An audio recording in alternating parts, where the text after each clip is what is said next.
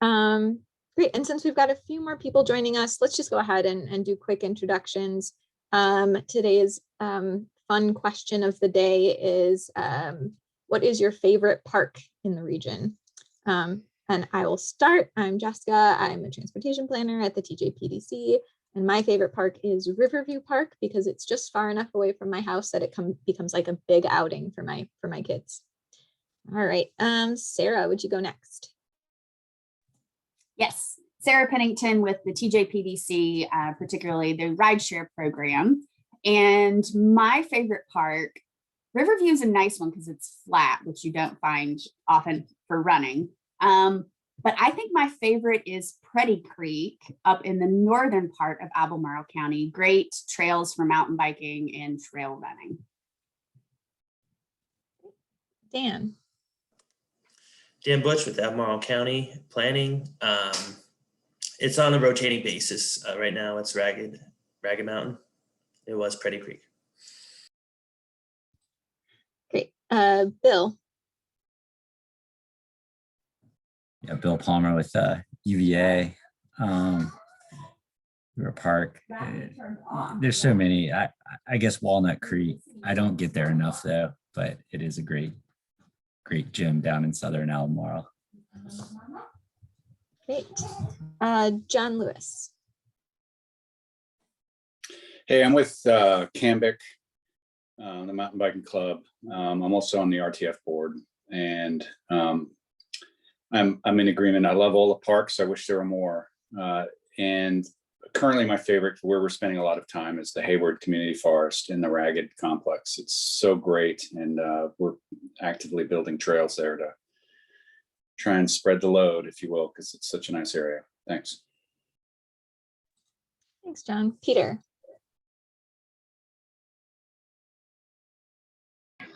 Hi, I'm Peter Krebs from the Piedmont Environmental Council. I would have to say that Shenandoah National Park, right? It's top 6 national park in the whole system, probably right in our backyard. Liz. Hey everyone, Liz Russell with Monticello. I think I'm obligated to state the Saunders Monticello, or the Kemper Park, I suppose, as my favorite park. Although I really like the secluded area of the Saunders Monticello Trail System. And my favorite county park is probably the Old Mills Line, and particularly its potential for future expansion. Thanks. Great. Michael Geisert. You're on mute. Hi, Michael Geiser. I'm Carsbrook resident up in Albemarle County, and my favorite park right now is Beaver Creek Reservoir, just to hang out and watch the boats and the water. Thank you. Great. And Michael Barnes. Michael Barnes with VDOT Local Assistance. Guess my favorite park is going to be that complex of Greenbrier and East McIntyre.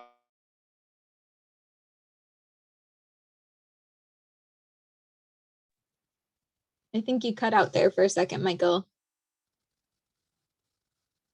Well, okay, so we'll move on. So before some of you joined us, we staff had the opportunity to update each other on one map. Just a real quick update to those of you who just joined us. Everything is going along super well. Everyone's doing what they said they were going to do, and we should have more information about one map at our next meeting. So thanks, Bill and Dan, for all the work you guys have been doing on that. The next thing I wanted to talk about real quick is the spring bicycle and pedestrian counts. So that is going to be starting next week. We're running that the last 2 weeks of April, so like the 19th through the 30th. We've had some volunteers, lots of people returning from last time, and we're really happy to have them back. But we still need more volunteers. So if you can spread the word to your networks, we need people to sign up, especially for the mornings. So those are from 7 to 9 a.m. Ideally on Tuesdays, Wednesdays, and Thursdays, although we'll be flexible.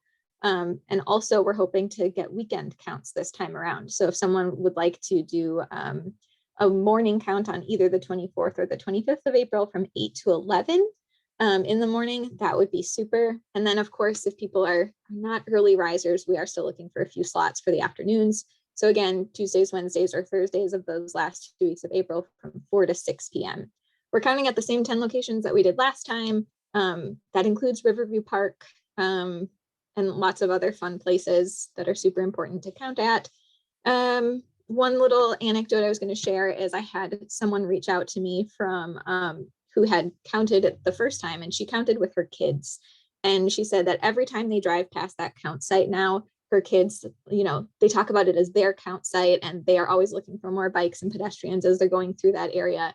So I don't know, I'm just really excited that people, you know, the public is excited about this project. So I think that that's just something I wanted to share with everybody.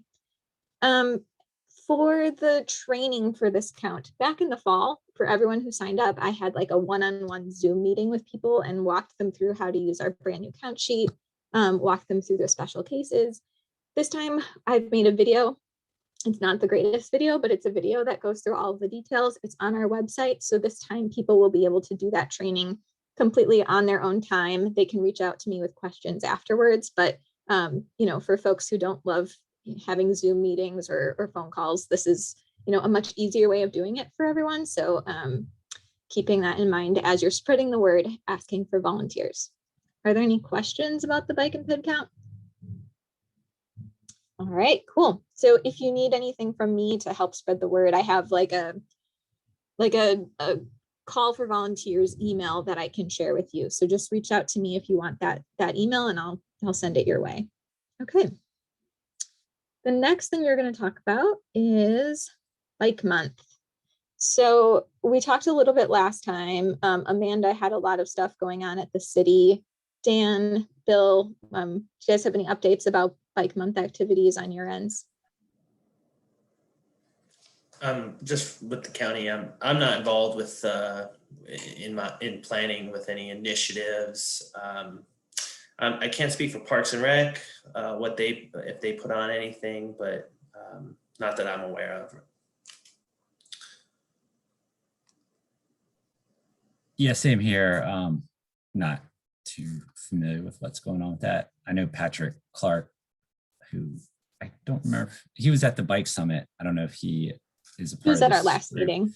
Yeah, so he's more involved with that and working with the student groups and stuff.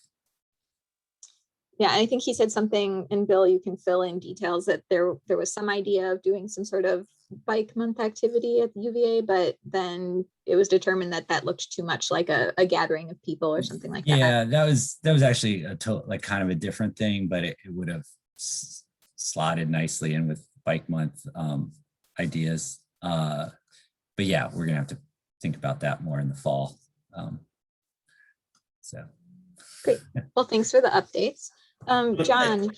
John, Peter, and Liz. Oh, go ahead, Dan. Sorry. I just was looking on Parks and Rec. I think, you know, they have classes that they do, and then they do have that free bike rental April to May at Darden Tow. So it looks like they have some programs on their website. Great. Then I was going to ask John, Peter, and Liz if your organizations are doing anything for Bike Month. Not formally. So we are hosting a evening book event with Ralph Bueller and John Puker. Sorry, I was not very nice, but anyway, on their new book, Cycling for Sustainable Cities, that's May 7th, sort of a semi kickoff thing for Bike Month. And I am putting a link to that in the chat. And PC is going to host a Bike There station on Bike to Work Day. So again, not just for people biking to work, people biking anywhere. Haven't figured out when that's where that's going to be yet. And those are the two main things we're working on. Nothing from us Sounds good. Okay, well, thanks everyone for sharing what you're working on. So Sarah and I are actually working on one thing for Bike Month. Sarah, do you want to take over? Do you want me to start and then you fill in details? You Okay. go right ahead. I will say really quickly, for everyone else who has any programming going on during Bike Month, if you want to send me the details or whatnot, I'm happy to share all of that on the rideshare social media pages as well to get more of the word out for everybody. So just kind of keep that in mind. Let me know. Happy to do it. And great. Thanks, Sarah. So what we're doing at the PDC, I want to first give some credit to Peter Krebs because he helped me come up with this idea. So what we're doing is building off of the conversation that we had last time at our Bike and Ped meeting. We were talking about low stress routes, places. And the idea is that the PDC is going to create some stylized maps that identify some low stress ways to get to some popular parks in Charlottesville and Albemarle. And then we're going to share those on our website. Sarah's going to do all of that work to push them out via social media and online. So the parks we've chosen, and these are tentative, and I really welcome people's feedback if these are the right parks to be featuring. But these made sense to me because I could, quickly identify a couple of low stress routes into these parks. So the parks we're looking at are Riverview Park, Tonsler Park, and Washington Park in Charlottesville, and then Humphreys Park in Albemarle County. I am open to any and all feedback that people have on those particular parks and any, really fun, low stress ways to get into those parks. So just unmute yourselves and talk. Are you talking about routes to these locations? Yeah, routes to these locations. Within the system itself, okay. Yep. So ideally highlighting streets that have, low traffic volumes, slower speeds, just places that, generally people would feel more comfortable, riding with, if you're not a confident bicyclist or if you're riding with kids or things like that. So in my perfect world, I was going to have these maps drafted and ready for you to show you guys, and you guys could comment on those maps, but I just wasn't able to get those done. So if you don't have any comments right now, I don't want to belabor the point. Sarah and I will get those drafted and I'll put them out by email and we'll take some feedback that way. And then shortly after, you guys should see them on social media. I see that Chuck has joined us. So Chuck, we're kind of moving through our agenda pretty quickly. We are just now finishing up talking about Bike Month and we are ready to go into just general roundtable. So just letting you know where we are. Bill, I know you have to pop out shortly. So I know we just talked about Bike Month updates, but are there any general updates from UVA in the bike and pedestrian sphere? I can't think of anything offhand right now. Just kind of getting through this semester and seems to be going along pretty smoothly. So yeah, but no, with bike stuff, I don't have anything to really share. Sounds good. Thanks, Bill. I know we're at kind of like a weird part of the year where, a lot of us are wrapping things up at the end of the school year or the end of the fiscal year. So yeah, no worries. Yeah, Dan, go ahead. I'll just make sure that Patrick and those folks know about the bike counts next week and that sort of thing. Great, thank you. For the county, we will be going to the board mid-May for expected grant applications, project updates. This will be May 19th. So Kevin and I will be, kind of seeing what applications we're going to be pursuing for transportation alternatives, revenue sharing, and then I think even smart scale, kind of what the PDC will be submitting, the MPO will be submitting, since we're trying to take those early steps on what projects that would be. And that's also the same as our rural paving program, which had a lot of discussion last meeting about these rural gravel roads and potential. So I'm encouraging people to just make comment if about any concerns about paving these rural roads. And there was something else I had actually. That I think that covers it now. I can't think of anything else I was going to say. Dan, that was May 19. You were going to do that presentation? Both. The during the afternoon is for the projects, and then the evening is the public hearing for the rural paving program, May 19th, both on May 19th. Okay. Peter, I'm going to try and notify my constituency, for want of a better word, but love for you to get that on your PEC thing, because I think that is a good time. There's been a lot of chit chat on the various lists about, why can't we treat paved roads like a recreational resource, and not just as an inconvenience for cars. So it's a safety thing and a recreational resource. If you sort of pivot it and call it a recreational resource, and it adds value to the counties, particularly the counties that have rural plan and et cetera, it just may change the tone on it. That's what I'm hoping, as a fan of gravel roads.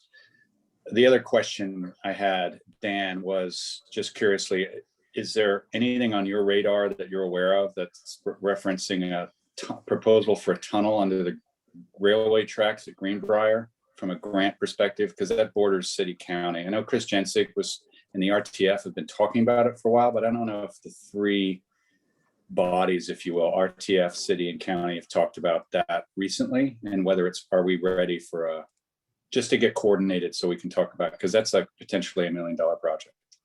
And we'd love to start smart scaling it or granting it or whatever it takes to get that ball rolling. Right. I'm not sure what we have in the regional bike ped plan for that, but right now, I mean, we're not having any discussions. Okay. That would be the time to get the ball rolling with that. Some other projects have taken the lead, but I think I have not had any discussions with Chris. Okay. Yeah. I'll see. I'd love to get us all together so we can get coordinated on that. That's like the key linchpin in connecting the whole greenway system in Greenbrier with parkway trails. And it's just a major link in the long-term planning for greenways. And it's such a massive roadblock right now. It's not legal to cross that area. It's a huge detour. And I think it'd be a great opportunity for the region. That's all. Thanks. Yeah, Why don't you, oh, sorry. Sorry, just building on that. So I was at the TAP grant presentation yesterday, and that project actually seems like it might be a good candidate for TAP as compared to Smart Scale, because it's much more alternatives, but it still is squarely a transportation project, and it touches a lot of the buttons that they like to have. They like interjurisdictional cooperation. The thing that they went to great lengths, my big takeaway though, and I think it's also a takeaway that we have locally from the experience at the Trail Hub, is identify what issues exist and say so, and say what your thoughts are and what you're going to do about what those issues are in the application. Don't have them come up in the later stages. That's reasonable. But if, Chris Ginsick has conducted a sort of top level feasibility study, like cost estimate type thing. So if you do reach out to Chris, he's going to know about this, and there are multiple years of working on it, and it simply got put on hold because it was not included in the last round of TAP grant applications. But I think it is a viable option.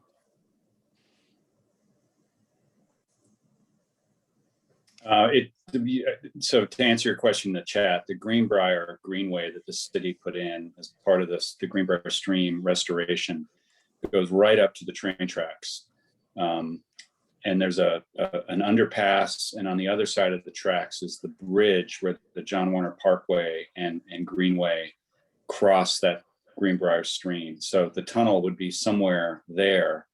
VDOT, currently bikers use the underpass illegally, and walkers cross the train tracks illegally.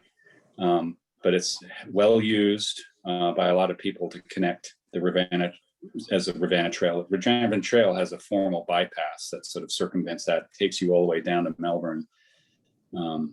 It's really convenient. So that's where it would be.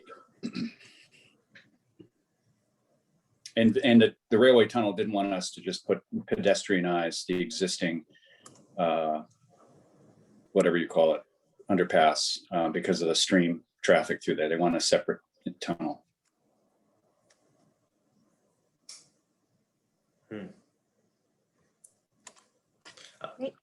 Oh, go ahead, Dan.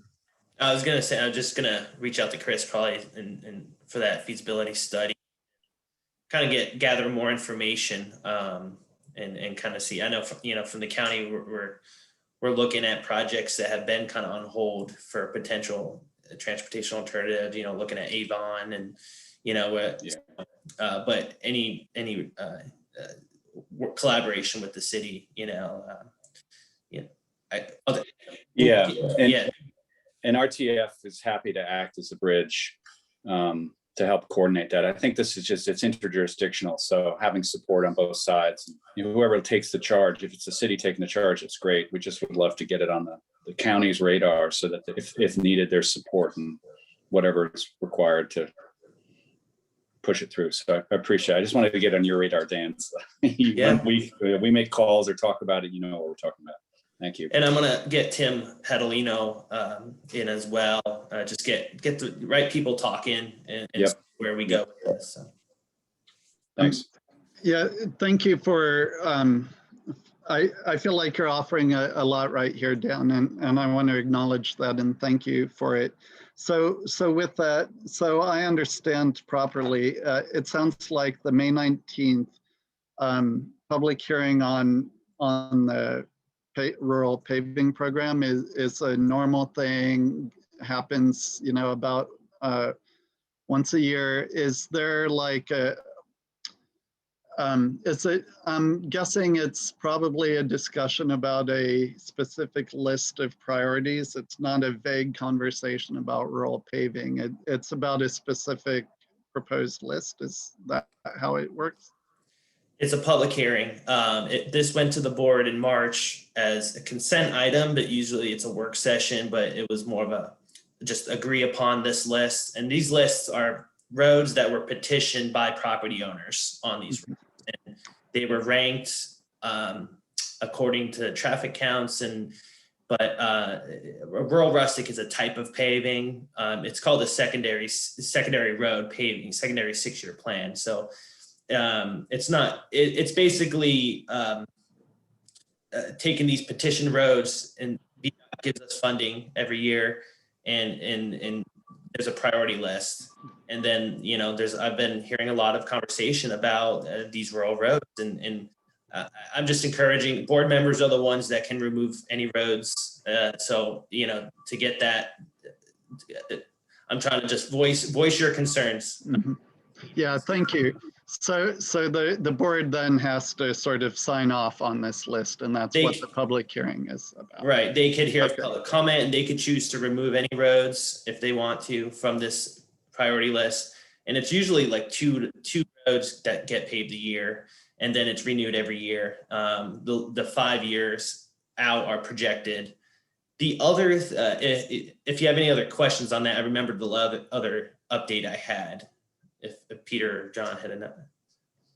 Sorry, and then sorry, it's a two-part question. Then the other thing that's happening also on the 19th is talking about the grant applications. Is this like a one-for-one thing? Like we have a TAP grant opportunity and this is what we're proposing. We have 4 smart scale opportunities and these are the 4 smart scale things that we're proposing? Or is it like, here's the list of our general ideas. What do you think? How would you prioritize them? This is Kevin's lead, but basically it's going to be this could be our potential revenue sharing and TA. It's not how we every 2 years do our priority update. This is more saying this is the direction we're going to take some of these priorities we have and pursue grant funding. So we're asking basically for the board's agreement. And then a lot of these projects, we still have to get a resolution and anything like that. So I see. So it's not that resolution. It's like an update and then you pursue the resolution after.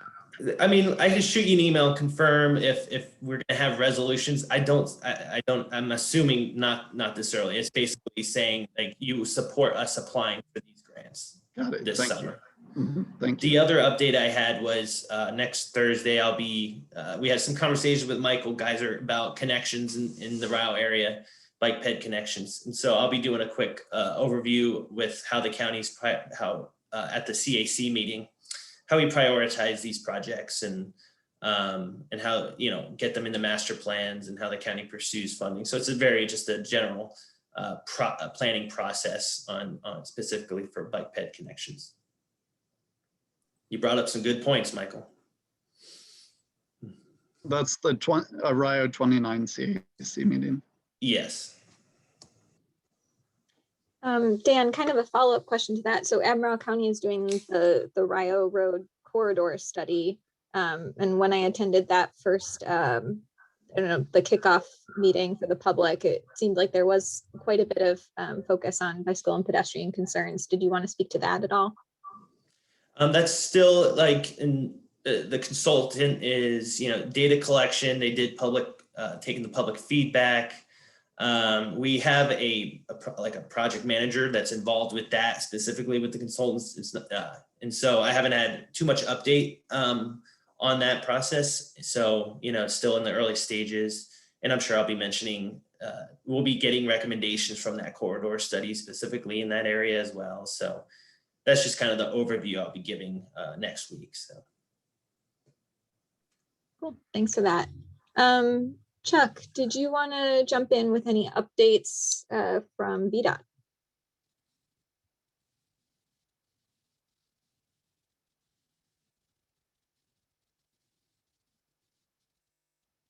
Sometimes it takes Chuck a minute to get off of mute because he's on his phone. So we'll give him another minute.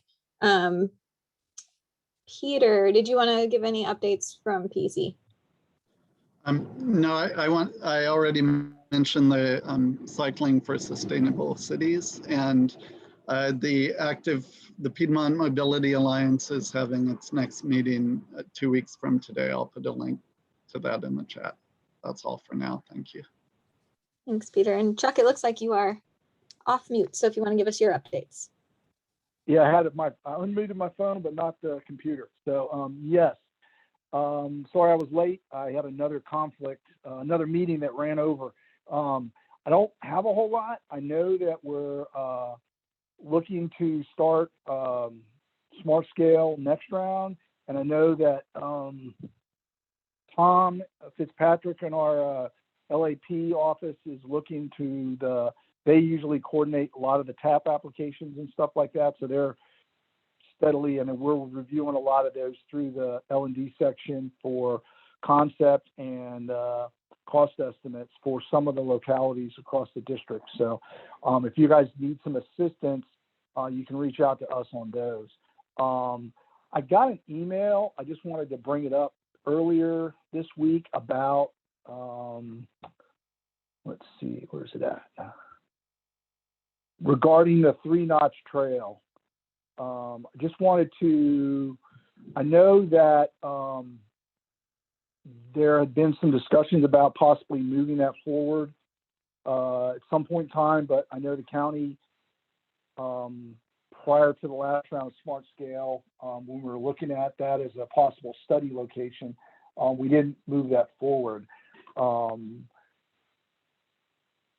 Just need to ask if that's possibly something you guys might want to consider doing some sort of feasibility study for that area. I know that since the CSX Railroad purchase was included in that process of proof for funding, so that it could give us a little bit more flexibility to run that trail along the 250 corridor. Otherwise, we'd have to look at some other alternative corridors because of the conflict between 250 and a railroad. But there could be something your guys might want to consider looking at going forward. I'll respond. That's pretty much all I have. Yeah, we don't have any new update on that, and I think I don't know if it was mentioned at the last meeting, but with the Crozet master plan, I think there will be language to include the potential for studying further a connection there. I don't know how long that they would extend in that master plan update the wording, but just no specific route I don't believe will be called out, but just the idea of that may be included in the master plan update. But besides the 3-notch study, I don't have any additional update from the county. I don't, Dan Butch might have been on this email. It might have been Dan Mahan actually that was included on it. But just this morning, late last night, there was an email from Liz Palmer about the feasibility study that Chuck referenced. So could be potential idea of talking about this some more, but that's Dan Butch's world. I can't say exactly where it is.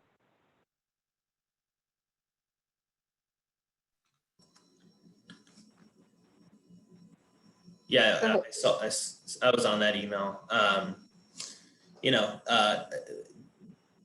Like I said, there's no update, but I think we're probably in a huddle, and once I gather next steps, I'll know how to answer the next meeting. And I asked specifically coming into this, but I also want to put out there that I've been actively involved in conversation with our residency on our paving programs and how to help put signage, or if shoulder is accessible on these railroads, and not unpaved roads, but roads that are routine maintenance type paving that are already paved, on how to help just send the information about cyclists and users. So, I mean, that was for some pavings that are for this fiscal year, and we're going to continue the conversation. Earlier the better for next round of paving. So this is a conversation we're having with VDOT. Dan, would it make sense for us to include 3-notch trail as an agenda item at our next meeting? Or do you think it's just better to discuss, whatever questions people have in the roundtable, like we're doing right now? If I have an update, I think I could let you know that in advance, and then we could need be put that on the agenda. But as it is now, just the county is not. I have no update from what we've been giving about. We have additional priorities, and so no new news right now. But again, if it's worth it, I could give you a heads up. Sounds good. We'll follow up closer to our May meeting. Great, Chuck. I think you said that was everything. Did you have anything to add? Yeah, that was pretty much it. I mean, there was an email that came out. I guess it was in an accident on Garth Road, a bicycle accident, and a lot of people use that as an alternative to other routes going east and west. So that's why if somebody asked me that question, and I was bringing it up at this meeting to facilitate that going forward, if you guys want to consider it now. With the changes in the funding studies that's going on right now, I would have to coordinate that with central office to make sure that we can get a consultant on board for that particular study, because generally they want everything to meet a V-Trans need, and we'd have to see how that would operate. I think it would meet a need, but it would be a low tier need, and whether that would be something they would still consider looking at right now. But I just wanted to reach out to you guys because I know that was something that's been a hot topic in the past. But that's pretty much all I had. Great, thanks, Chuck. I'll quick give some updates from the PDC and then we'll go to Sarah. So this committee is typically focused on bike and ped projects and issues in the MPO area, but just to let you guys know that we are considering applying for a transportation alternatives grant for one of the rural counties. It wouldn't be in the Culpeper district, it would actually be in the Lynchburg district. And right now it's just in the consideration phase, but just kind of updating you. And if we do move forward with that, I'll probably bring some updates to this committee about that project. The other big update is Smart Scale. And like Dan was saying, the MPO is trying to get very much ahead of the game and ensure that we have a lot of public participation on projects that might be more controversial. So we're looking at figuring out what those 4 projects that the MPO will be applying for, what those 4 projects are. We're trying to figure that out now. So in May, our plan right now is to have a public hearing at our Citizens Transportation Advisory Committee meeting, as well as our MPO Technical Committee meeting. So this would be a public hearing that would allow members of the public to make additional recommendations for projects for the MPO to consider. So just kind of giving you guys that heads up that that is an opportunity for people in May to talk about projects that they want to be considered for Smart Scale. Really, as long as they are eligible for Smart Scale, we're willing to hear them out. So I will also come back to this committee in June with an update about what we heard at those public hearings, especially about projects that include any major bicycle and pedestrian components. And in July, it looks like our committees will be voting on which projects to recommend to the policy board, who will then make their vote about what projects the MPO will actually be submitting. So that's just to give you guys a Smart Scale update. Hey, Jessica, before you go on, what's the date and time of the public hearing? And you said both CTAC and rural. No, CTAC and MPO Tech. Sorry, is that one meeting? Those are 2 different meetings. They're very close to each other. Our CTAC is the third Wednesday of the month, so that would be the 19th of May, and that's at 6 or 7 p.m. It's a late meeting, and then the MPO Tech is on Tuesday the 18th of May, and that would be at 10 a.m. I don't know that is 100% the plan. It might get a public hearing might get pushed into a different meeting or month, so I'll update this group by email with exact dates and times for public hearings if that's the route we go. I'll just note that Dan said that the county is having its own discussion about that same day, the 19th. So it's great that stuff's close together. I don't know, and it wouldn't be the exact same time, right? Because I think you said the county presentations in the afternoon, but the 19th could be Smart Scale Day. We'll put it on the calendar. Dan, is that right? Do you know the time for your meeting? The agenda, I could send it, Jessica, instead of having y'all on here as I'm looking what time. It's a presentation, so it would be afternoon. But we're having a meeting with Sandy in a week, next week here. So, we're coordinating these efforts, but I'm not sure at all what time the PDC's meeting is, but I think ours would be before, from 1, the meeting starts, and I think it should be before 5, so. Yeah, then CTAC would not be until 7 p.m. And Dan, I know you have a different perspective than the rest of the folks on here, and Chuck, you do too, but this public hearing and the opportunity for the public to suggest projects in no way diminishes the meetings locality staff are having with PDC staff about those projects. And we'll be sure to clarify with the MPO policy board, who's making the recommendations on these projects as they go into a vote. Any other questions?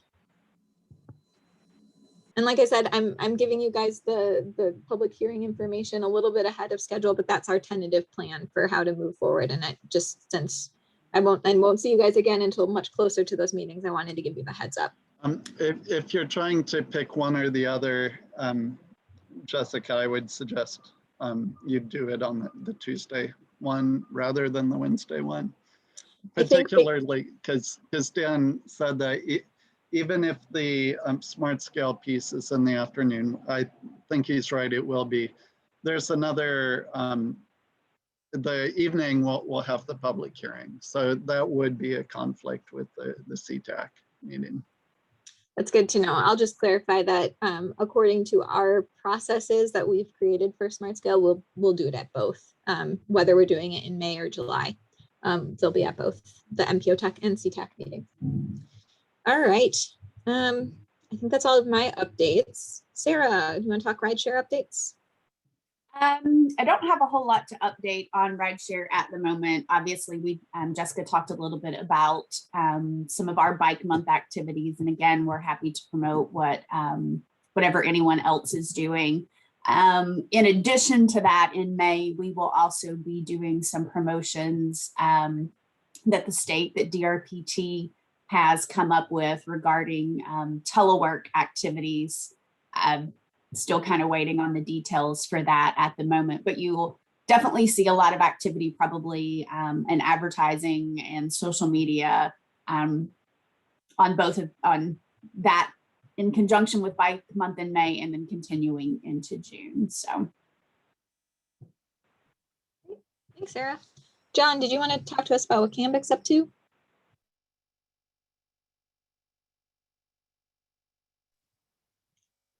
John might be a bit distracted. Liz, do you have anything you want to share?